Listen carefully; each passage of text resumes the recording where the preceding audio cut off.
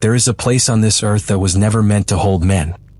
Not simply because of the cold, or the wind, or the 4 consecutive months of darkness that arrive without warning and leave without apology.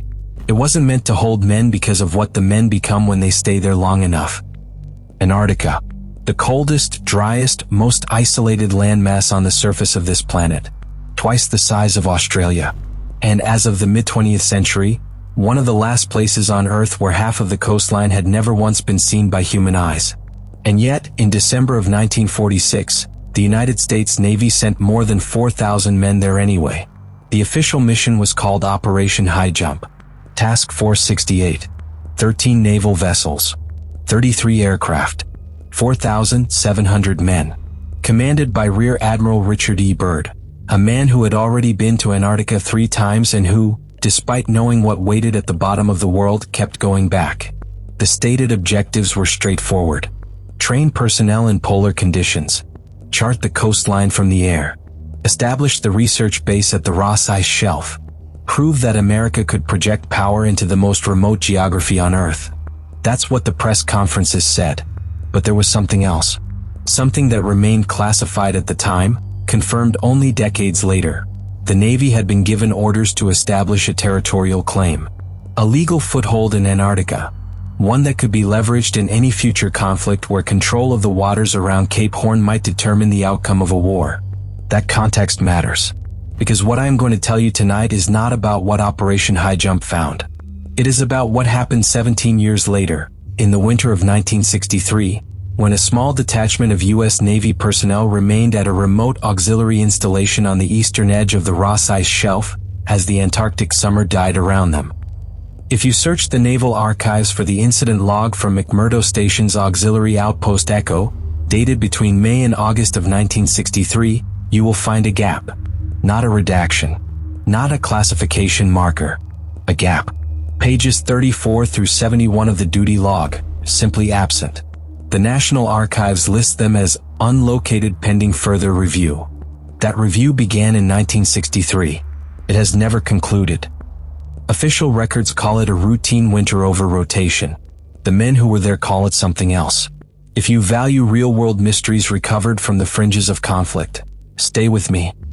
To understand what happened in the winter of 1963, you need to understand what Antarctica does to a man before anything unusual happens at all. By 1955, the United States Navy had established Task Force 43, later anchored by Antarctic Development Squadron 6, known informally as the Puckered Penguins, to build the infrastructure supporting American research on the continent. The first permanent U.S. stations followed shortly after, constructed on real estate that treated human presence as an afterthought. These were not combat outposts. There was no enemy, no front line, no extraction clock. There was something the U.S. military had almost no institutional language for. Geometric isolation, applied without limit, in an environment that treated the human body as an inconvenience. The cold at the Ross Ice Shelf in winter is not the cold of a hard January morning. It is cold that penetrates wool, then down, then skin, in a way that feels less like temperature and more like pressure. Like something pressing in from everywhere at once. Average winter surface temperatures hover around -50 degrees Fahrenheit. During katabatic wind events, drainage winds that pour off the polar plateau with almost no warning, wind chill can exceed -100. Exposed skin doesn't last 3 minutes. Exposed machinery doesn't last much longer.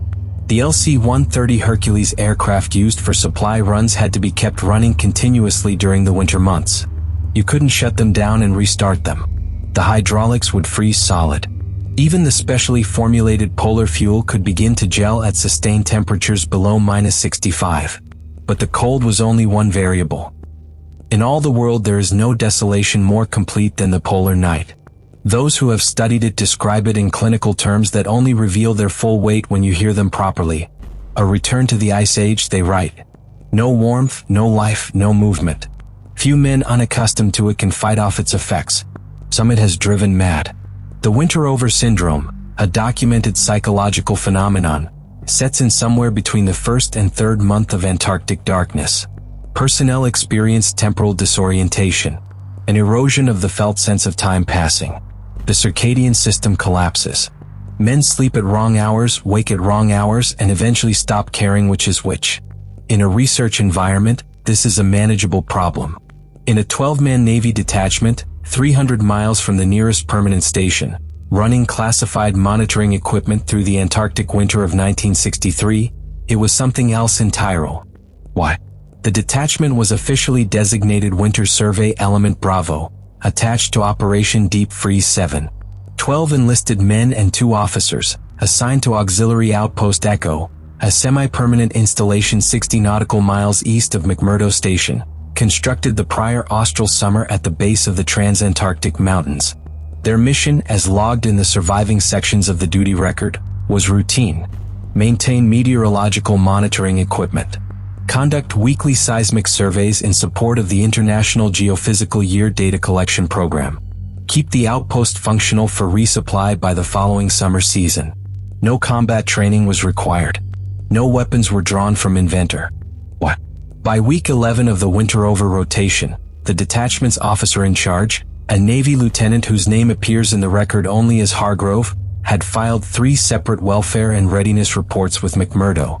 The first described, quote, mild morale deterioration within expected parameters. The second noted persistent equipment anomalies, origin unclear. The third, the last one on file before the log gap, was a single Sun 10. See, it read, something is wrong with this PL. The following testimony is drawn from a recorded interview conducted in 1979 with a former member of Winter Survey Element Bravo. His identity has been partially withheld at his own request. He was 22 years old in 1963. He is describing week 9 of the rotation. I was pulling guard on the outer sensor array. 2 in the morning, maybe 0215. Generator was running, so there was a hum, but outside the perimeter, nothing. And I mean nothing. Antarctica is quiet in a way that's hard to explain. It's not peaceful quiet. It's the kind of quiet that sounds like the planet forgot you were there. I'd been out there maybe 40 minutes when I noticed the dogs. We had 2 sled dogs, holdovers from an earlier expedition, kept as working animals. They were kenneled about 30 yards from the outer marker. They'd gone quiet. Not asleep quiet. Stopped quiet. Both of them just sitting there facing out past the perimeter wire into the dark. Not moving. Not making a sound. I thought maybe a seal had come up from a crack in the ice. That happens sometimes. So I swept the perimeter with my flashlight. Nothing. Swept it again. And that's when I heard it. It was a clicking sound. Regular. Spaced about 2 seconds apart. Coming from the direction of the meteorological array, maybe 60, 70 yards out. Like metal expanding and contracting. Except the temperature hadn't changed. The temperature never changes fast enough for that. And besides, I knew what thermal contraction sounded like. I've been listening to it for 9 weeks. This was different. This had a rhythm to it.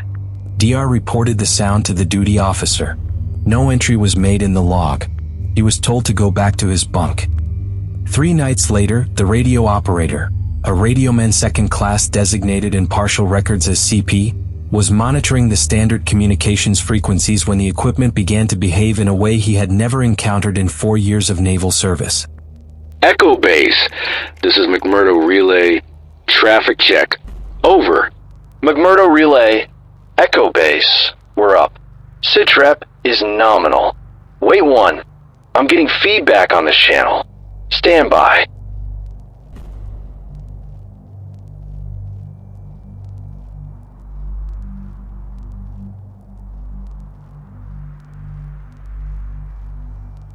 McMurdo, are you transmitting on a secondary channel? I'm receiving something. Sounds like breathing. Or, I don't know. It's using our call sign. Echo Base. That's a negative on secondary traffic. Say again.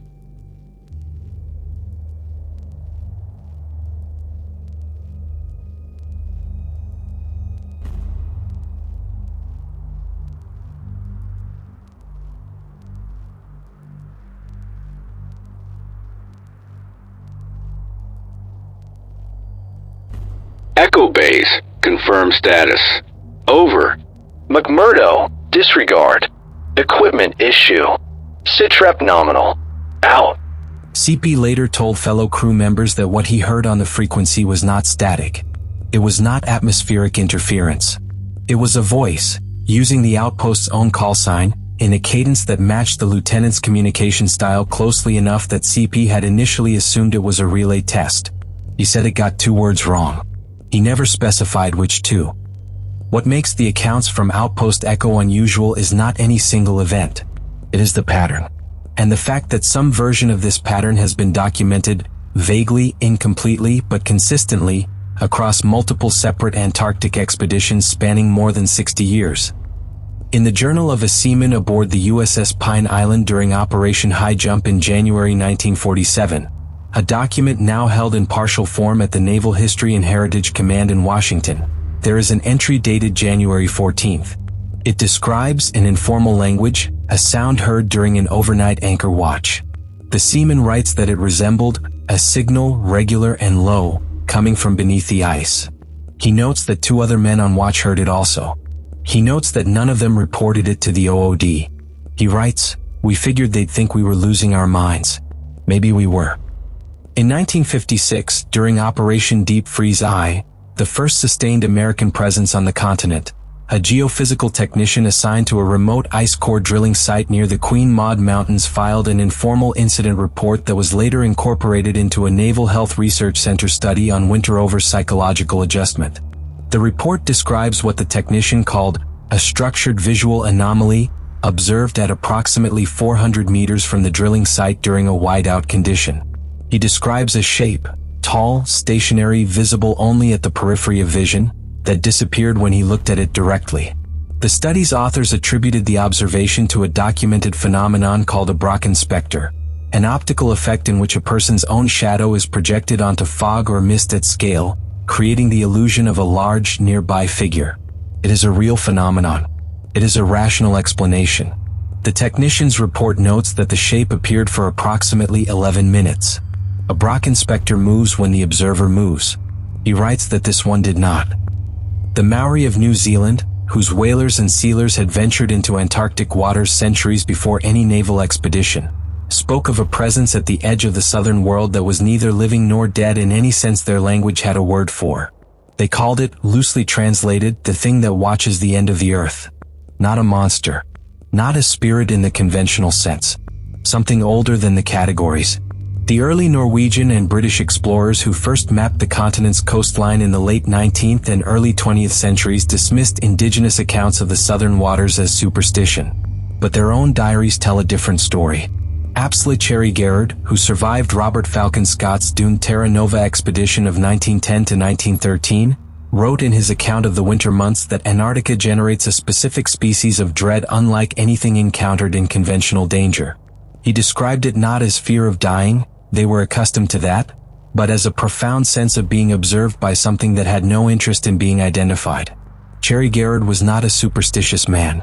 He was a scientist, and he was clear. The feeling did not belong to any of them individually. It belonged to the place. Back at Outpost Echo, the equipment was beginning to fail. Week 13. The seismic monitoring array, a network of geophones buried in the ice shelf, began returning readings that the detachment's geophysical technician, a petty officer first class identified in partial records as MW, described as inconsistent with any natural subice activity I have training to interpret. The geophones are passive receivers. They pick up vibration in the ice, seismic activity, tidal flexion, that kind of thing. The readings we were getting starting around week 13 had a structure to them that didn't match any of that. Not random, not chaotic. The intervals were too regular.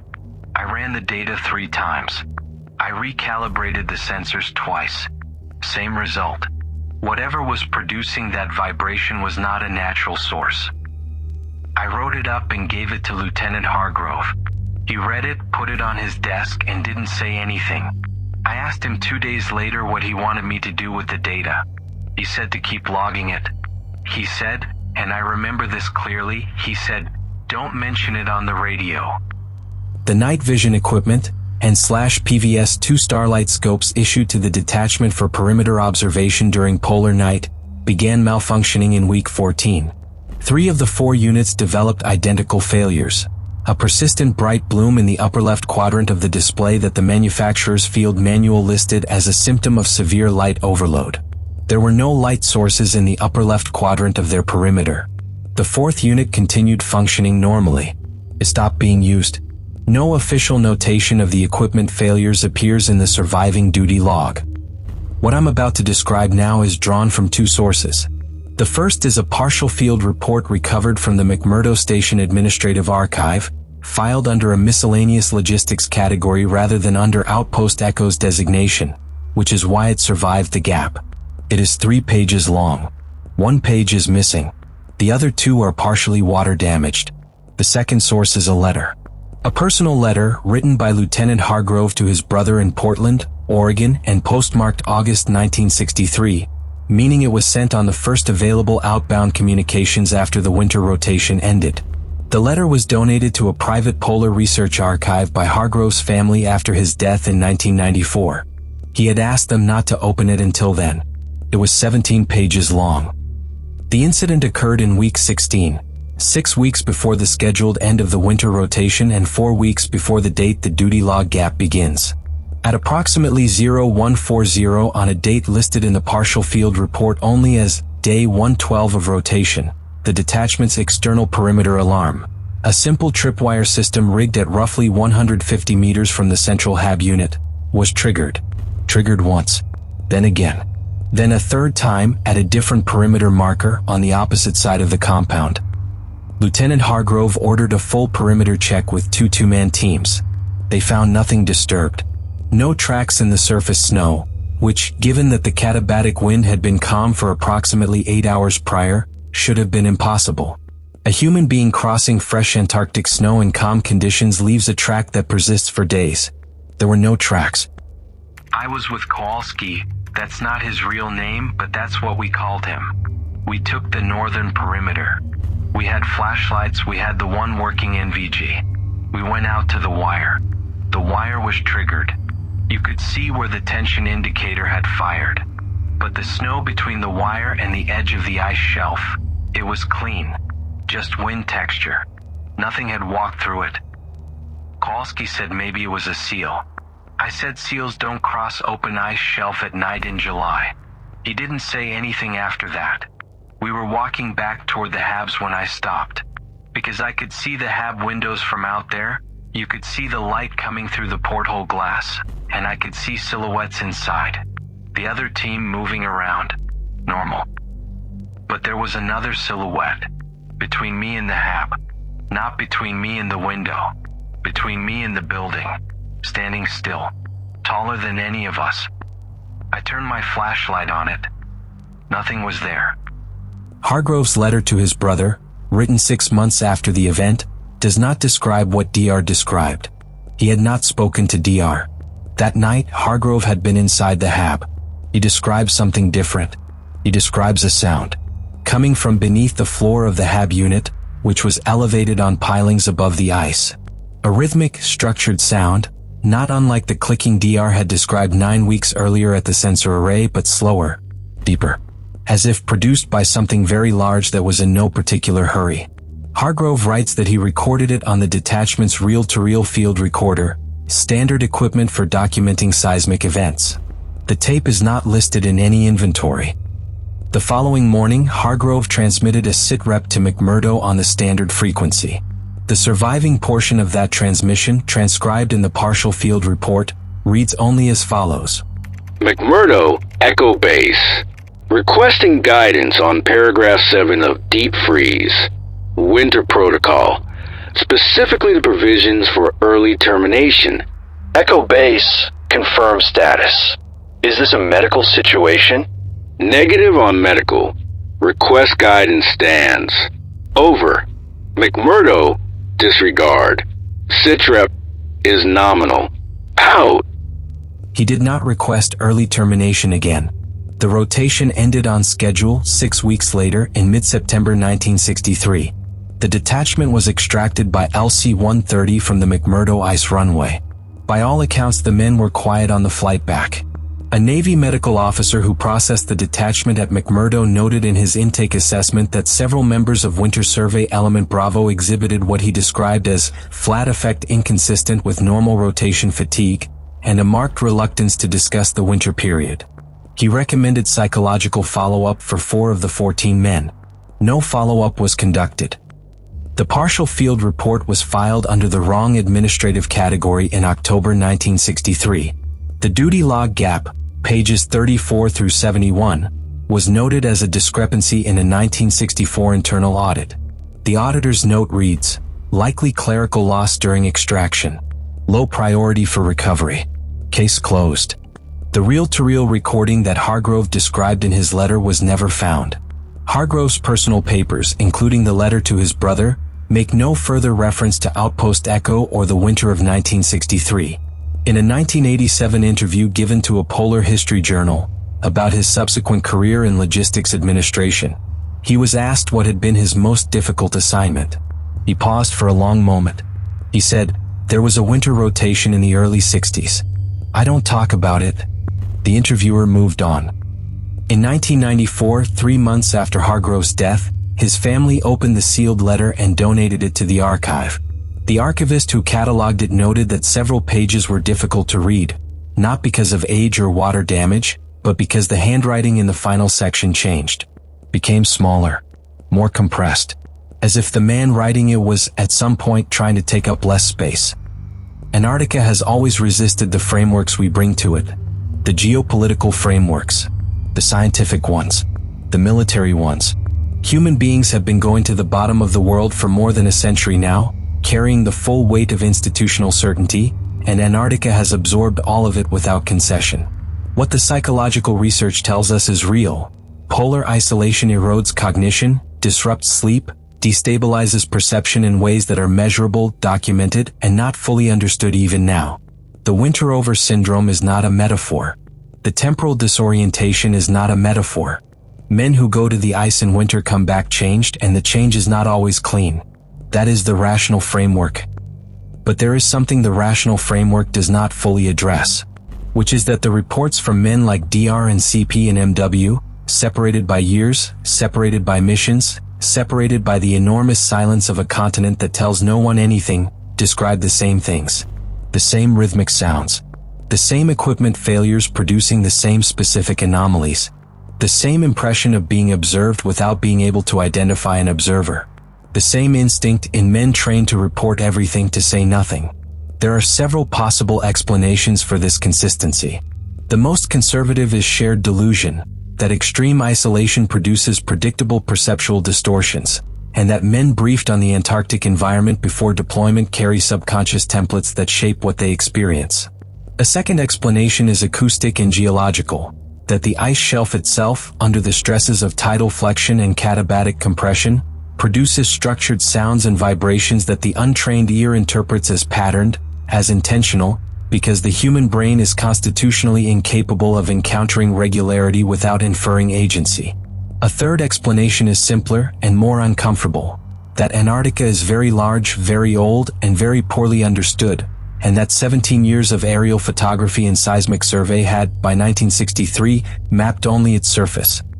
What is beneath the ice shelf at the eastern edge of the Ross Ice Shelf has never been fully characterized. The instruments that would provide that characterization have repeatedly malfunctioned in the same location, for reasons that remain, in the technical literature, listed as unknown. Lieutenant Hargrove's sealed letter ends with a single paragraph, written in the compressed handwriting the archivist noted.